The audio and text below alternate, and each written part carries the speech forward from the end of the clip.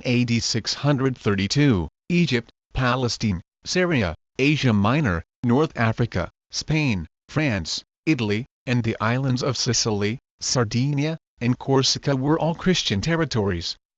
Inside the boundaries of the Roman Empire, which was still fully functional in the eastern Mediterranean, Orthodox Christianity was the official, and overwhelmingly majority, religion. Outside those boundaries were other large Christian communities not necessarily Orthodox and Catholic, but still Christian. Most of the Christian population of Persia, for example, was Nestorian. Certainly there were many Christian communities in Arabia. By AD 732, a century later, Christians had lost Egypt, Palestine, Syria, North Africa, Spain, most of Asia Minor, and southern France. Italy and her associated islands were under threat, and the islands would come under Muslim rule in the next century. The Christian communities of Arabia were entirely destroyed in or shortly after 633, when Jews and Christians alike were expelled from the peninsula. Those in Persia were under severe pressure. Two-thirds of the formerly Roman Christian world was now ruled by Muslims. What had happened? Most people actually know the answer, if pressed. Though for some reason they do not usually connect the answer with the Crusades. The answer is the rise of Islam.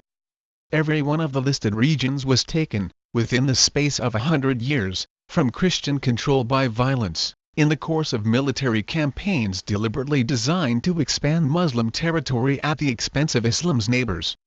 Nor did this conclude Islam's program of conquest. The attacks continued, punctuated from time to time by Christian attempts to push back.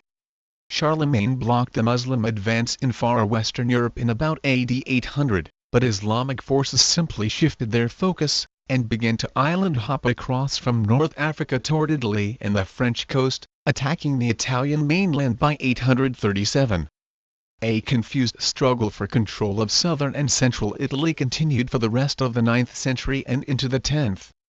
In the 100 years between 850 and 950, Benedictine monks were driven out of ancient monasteries, the papal states were overrun, and Muslim pirate bases were established along the coast of northern Italy and southern France, from which attacks on the deep inland were launched. Desperate to protect victimized Christians, popes became involved in the 10th and early 11th centuries, in directing the defense of the territory around them. The surviving central secular authority in the Christian world at this time was the East Roman, or Byzantine, Empire. Having lost so much territory in the 7th and 8th centuries to sudden amputation by the Muslims, the Byzantines took a long time to gain the strength to fight back. By the mid-9th century, they mounted a counterattack on Egypt, the first time since 645, that they had dared to come so far south.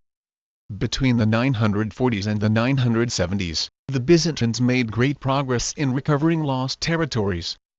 Emperor John Simosk's retook much of Syria and part of Palestine, getting as far as Nazareth, but his armies became overextended, and he had to end his campaigns by 975, without managing to retake Jerusalem itself. Sharp Muslim counterattacks followed, and the Byzantines barely managed to retain Aleppo and Antioch. The struggle continued unabated into the 11th century. In 1009, a mentally deranged Muslim ruler destroyed the Church of the Holy Sepulchre in Jerusalem and mounted major persecutions of Christians and Jews. He was soon deposed, and by 1038 the Byzantines had negotiated the right to try to rebuild the structure, but other events were also making life difficult for Christians in the area, especially the displacement of Arab Muslim rulers by Seljuk Turks, who from 1055 on began to take control in the Middle East. This destabilized the territory and introduced new rulers, the Turks, who were not familiar even with the patchwork modus vivendi that had existed between most Arab Muslim rulers and their Christian subjects. Pilgrimages became increasingly difficult and dangerous, and Western pilgrims began banding together and carrying weapons to protect themselves, as they tried to make their way to Christianity's holiest sites in Palestine. Notable armed pilgrimages occurred in 1064 through 1065 and 1087 through 1091. In the western and central Mediterranean, the balance of power was tipping toward the Christians and away from the Muslims. In 1034, the Pisans sacked a Muslim base in North Africa, finally extending their counterattacks across the Mediterranean.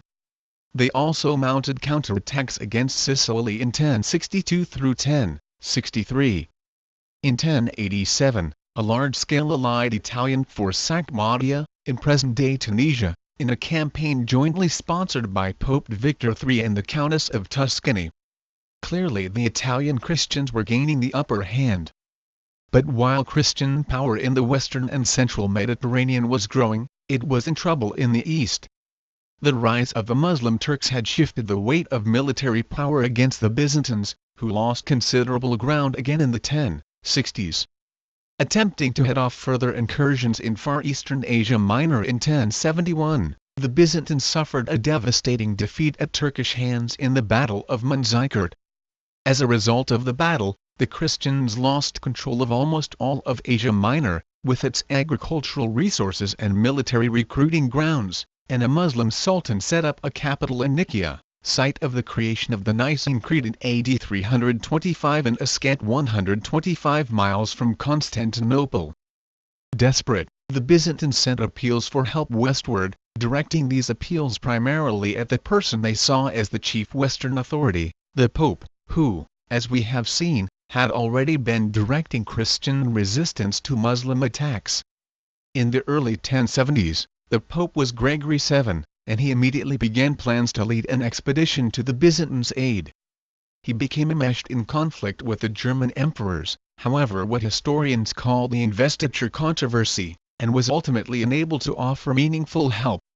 Still, the Byzantines persisted in their appeals, and finally, in 1095, Pope Urban II realized Gregory VII's desire, in what turned into the First Crusade. Whether a crusade was what either Urban or the Byzantines had in mind is a matter of some controversy. But the seamless progression of events, which lead to that crusade is not. Far from being unprovoked, then, the Crusades actually represent the first great Western Christian counterattack against Muslim attacks, which had taken place continually from the inception of Islam until the 11th century, and which continued on thereafter, mostly unabated. Three of Christianity's five primary episcopal sees, Jerusalem, Antioch, and Alexandria, had been captured in the 7th century. Both of the others, Rome and Constantinople, had been attacked in the centuries before the Crusades. The latter would be captured in 1453, leaving only one of the five, Rome, in Christian hands by 1500. Rome was again threatened in the 16th century. This is not the absence of provocation, rather, it is a deadly and persistent threat, and one which had to be answered by forceful defense, if Christendom were to survive. The Crusades were simply one tool in the defensive options exercised by Christians. To put the question in perspective, one need only consider how many times Christian forces have attacked either Mecca or Medina. The answer, of course, is never.